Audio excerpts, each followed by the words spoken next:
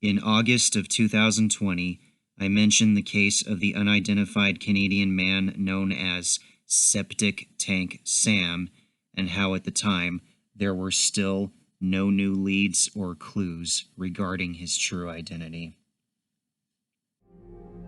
As of 2020, the true identity of Septic Tank Sam,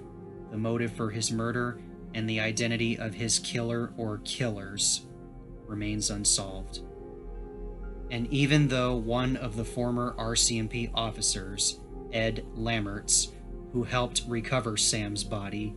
has spent many years sending x-rays of Sam's teeth to dental offices and dentists throughout Alberta, Canada,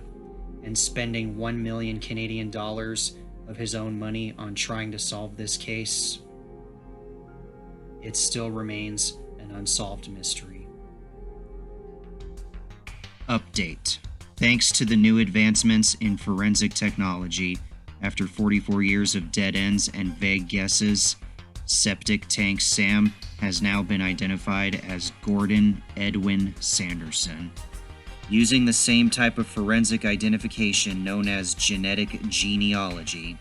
the same kind that was used to identify the Fond du Lac County Jane Doe after 13 years, police in Alberta sent the exhumed remains of Gordon Sanderson to an Othram Incorporated private laboratory in the Woodlands in Houston, Texas, in the United States, in January of 2021.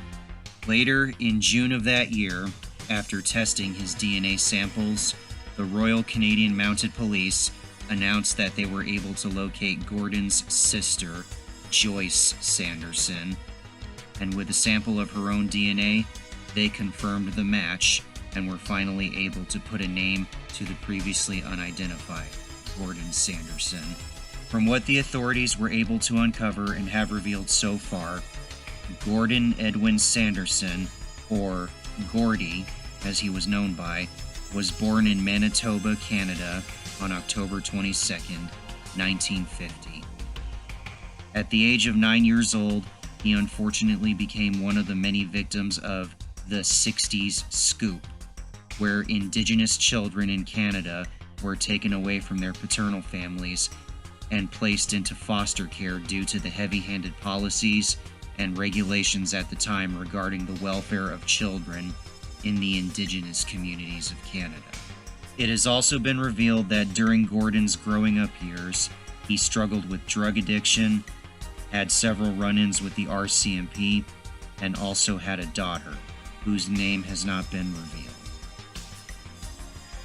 Prior to his death, Gordon had been living in Edmonton and had planned to visit his brother, Arthur Sanderson,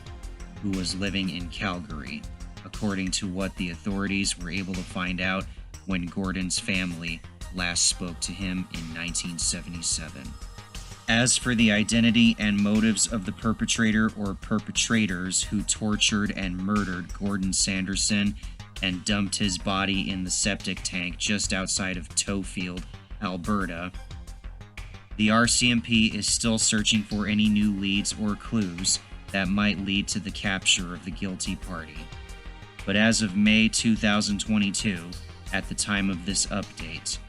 the RCMP has also acknowledged that the perpetrator or perpetrators may no longer be alive.